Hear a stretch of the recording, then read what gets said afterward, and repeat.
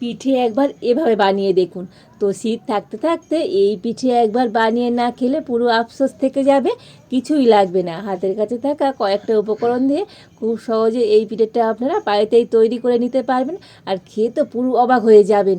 আর একবার এভাবে বানিয়ে খেলে তো বারবার পিঠে এভাবে বানিয়ে খেতে ইচ্ছে হবে। আর এভাবে পিঠে যাকে বানিয়ে খাওয়াবেন সেই তো রেসিপি জানতে চাইবে। নমস্কার বন্ধুরা, রূপার রন্ধনশালায় আপনাদের সকলকে অনেক অনেক স্বাগত জানাই। তো চলে এসেছি আজকের আবারও একটা শীতের পিঠের রেসিপি নিয়ে। তো আজকে আমি খুবই সহজ আর সুন্দর পিঠের একটা রেসিপি শেয়ার করব।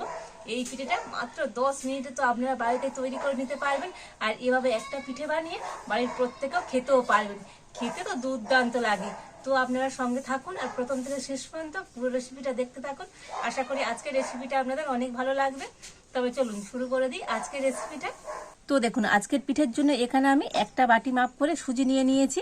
তো এই বাটির আমি 1.5 বাটি সুজি নিয়ে নেব।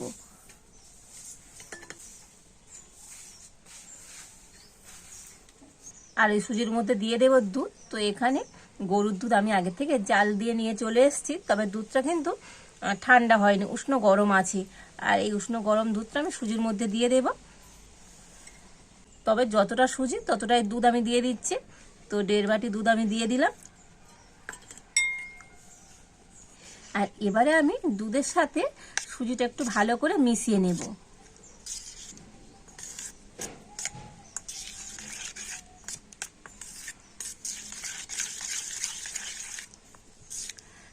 তো দেখুন, দুধের সাথে সুজিটা কিন্তু খুব সুন্দর করে মিশিয়ে নিয়েছি।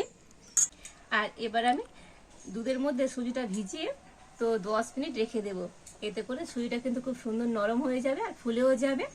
আর ততক্ষণে আমি নারকেল কুড়ে নেব। তো আজকের পিঠের জন্য আমার নারকেল লাগবে। তো একটা নারকেল আমি ফাটিয়ে নিয়েছি, আর এবার এটাকে আমি কুড়ে নেব।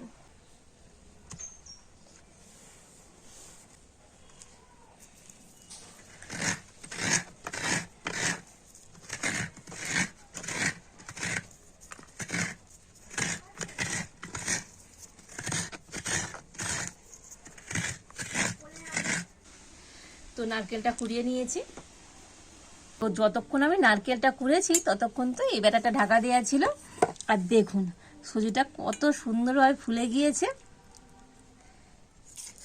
দেখেছেন তো? আগে কত পাতলা ছিল, আর সুজিটা নরম হয়ে ফুলে গিয়ে তো ব্যাটারটা অনেকটাই টাইট হয়ে গিয়েছে। আর এবারে আমি এই ব্যাটারের মধ্যে দিয়ে দেব হাফ বাটি টক দই। তো যে বাটি মেপে আমি 1.5 বাটি সুজি নিয়েছি, আর সেই বাটি মেপে নিয়ে নিয়েছি এখানে হাফ বাটি টক দই।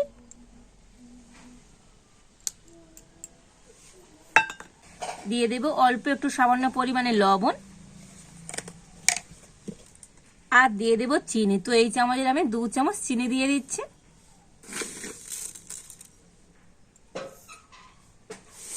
আর এবার একটা ব্লেন্ডার দিয়ে সমস্ত কিছু একটু ভালো করে মিশিয়ে নেব।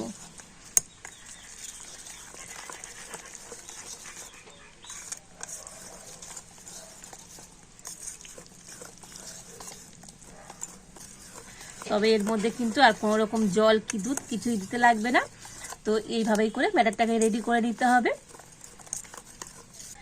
তো দেখুন, ব্লেন্ডার দিয়ে কিন্তু একটু ভালো করে আমি সমস্ত কিছু ফেটিয়ে নিয়েছি। আর ব্যাটারটা কিন্তু ঠিক এই রকমই হবে। তো আপনাদের ব্যাটারের ঘনত্বটা একবার দেখিয়ে দিই।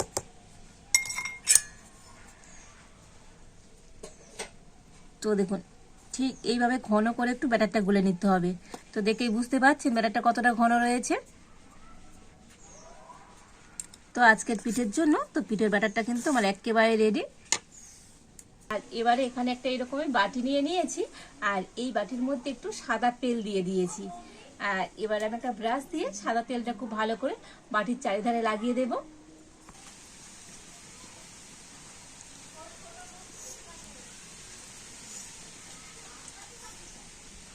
তো তেলটা দেখুন বাটির চারিধারে একটু ভালো করে লাগিয়ে দিয়েছি।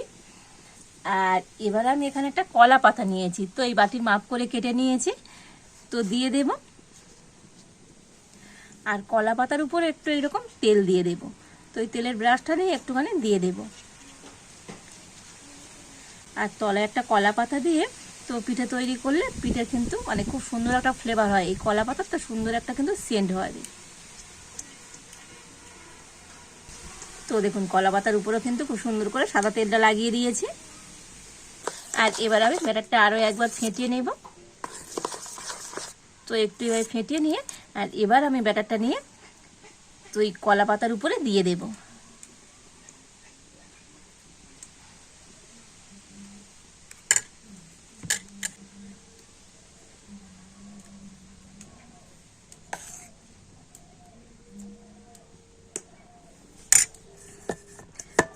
তো দেখুন প্রথমে ব্যাটারটা দিয়ে তো বাটিটা ধরে এরকম একটুখানি ঠুকে নেব।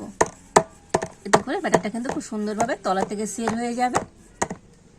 আর এবারে দেখুন যে নারকেলটা আমি কুড়িয়ে নিয়েছিলাম, তো নারকেলটা নিয়ে নিয়েছি। আর এর উপরে মানে এই ব্যাটারটার উপরে আমি একটু নারকেল কুড়োনো দিয়ে দিচ্ছি।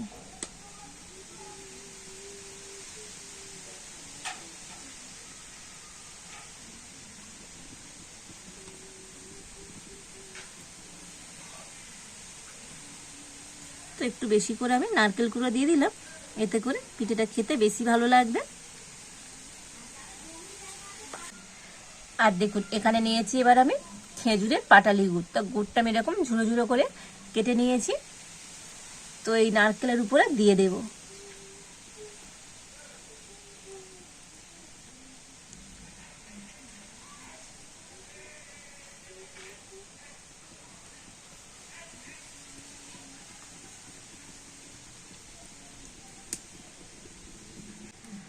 তো গুড় আর নারকেলটা একটু বেশি করে দিলে পিঠেটা কিন্তু খেতে অনেক সুন্দর লাগবে। তো দেখুন উপর দিয়ে গুড় আর নারকেলটা খুব সুন্দর করে দিয়ে দিয়েছি। আবারও আমি ব্যাটার নিয়ে এর উপরে দিয়ে দেব।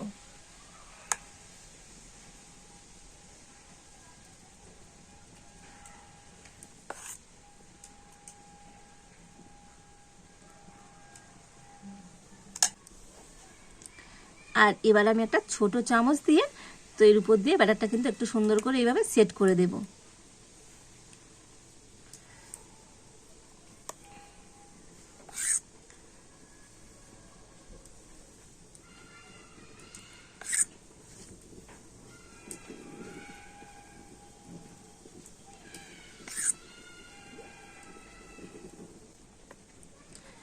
তো দেখুন এর উপরেও কিন্তু আবারও আমি একটু ব্যাটার দিয়ে দিয়েছি। তো দিয়ে একটু এরকম চামচ দিয়ে সমান করে দিয়েছি। আর একটু আলতো করে এরকম একটু ঠুকে নেব। আবারও আমি এর উপরে নারকেল কুড়োনো দিয়ে দেব।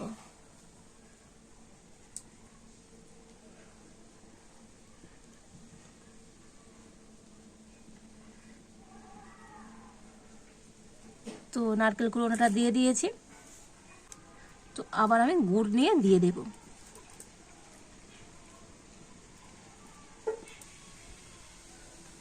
তো দেখুন নারকেল আর গুড়টাও উপর দিয়ে আবার আমি সুন্দর করে দিয়ে দিয়েছি। তো আবার আমি উপর দিয়ে ব্যাটারটা দিয়ে দেব। তো এবার যতটা ব্যাটার আছে তো সম্পূর্ণ ব্যাটারটা কিন্তু উপর দিয়ে খুব সুন্দর করে দিয়ে দিচ্ছি।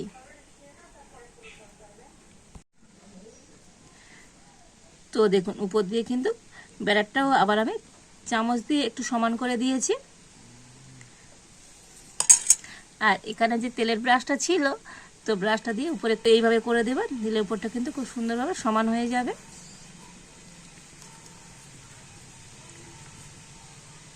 আর এবার আমি এদিকে আগে থেকে উনুনটা জেলে উনানে একটা কড়া বসিয়ে আর জল গরম হতে বসিয়ে দিয়েছি। আর জলের উপর আমি একটা এরকম খাবার রাখা স্ট্যান্ড নিয়েছি, দিয়ে দেব। আর জলটা কিন্তু ভালো মতো ফুটেও গিয়েছে।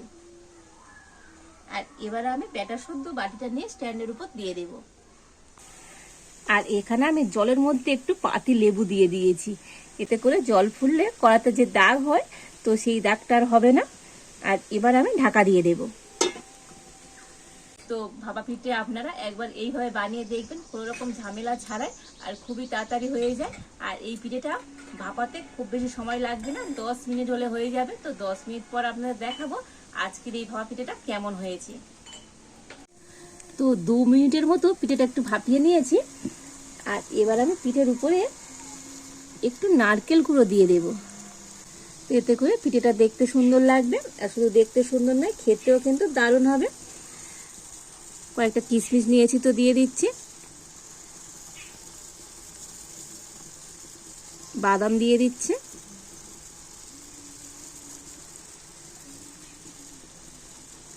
তো এখানে আমি আলমন্ড বাদাম আর পেস্তা বাদাম নিয়েছি।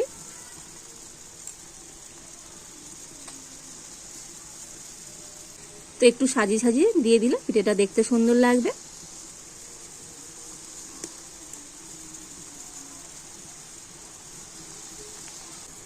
তো দেখুন উপর দিয়ে একটু সমস্ত কিছু দিয়ে সুন্দর করে সাজিয়ে দিয়েছি। আর আবারও আমি এটাকে ঢাকা দিয়ে দেব। তো প্রায় আমি 10 মিনিট পিঠেটাকে ভাপিয়ে নিয়েছি। আর দেখুন কত সুন্দর উপর দিয়ে হয়েছে, দেখুন দেখতে কত সুন্দর লাগছে দেখুন। তবে পিঠেটা ঠিকঠাক ভাপানো হয়েছে কিনা তো এভাবে একবার চেক করে দেখে নেবেন। তো দেখুন একটা কাঠি নিয়ে নিয়েছি আমি, আর কাঠি দিয়ে একটু এরকম গেঁথে নিয়ে দেখে নেব। তো দেখুন কাঠির গায়ে তো একটুও কিন্তু ব্যাটার লেগে যায়নি, মানে পিঠেটা আমার একেবারে রেডি। আর এবারে আমি নামিয়ে নেব। তো এই পিঠেটা নামিয়ে আমি একটু ঠান্ডা করে নিয়েছি। আর এবার আমি আপনাদেরকে তুলে দেখাবো আজকের এই ভাপা পিঠেটা কেমন হয়েছে। আর দেখুন ঠান্ডা হয়ে গেলে তো পিঠের ধারগুলো কিন্তু খুব সুন্দরভাবে ছাড়া ছাড়া হয়ে যাবে। তো দেখুন ধারগুলো কত সুন্দর ছেড়ে ছেড়ে গিয়েছে। আর এবারে একটা প্লেট নিয়ে এর মুখে দিয়ে এটাকে উল্টে দেব। তো এইভাবে উল্টে দিলে পিঠেটা কিন্তু খুব সুন্দরভাবে ছেড়ে আসবে। তো দেখুন, আর তলায় যে কলা পাতাটা দিয়েছিলাম, তো কলা পাতাটা এই বাটির মধ্যে রয়ে গিয়েছে। আর এবার আমি পিঠেটাকে উল্টে নেব। তো দেখুন কত সুন্দর হয়েছে আজকের এই ভাপা পিঠেটা, দেখতে কত সুন্দর লাগছে দেখুন। আর দেখতে যেমন সুন্দর হয়েছে এই ভাপা পিঠেটা খেতেও কিন্তু দুর্দান্ত লাগে। আর এবার তো আপনাদেরকে একটুখানি পিঠে কেটেও দেখাবো আজকের এই ভাপা পিঠেটা কেমন হয়েছে।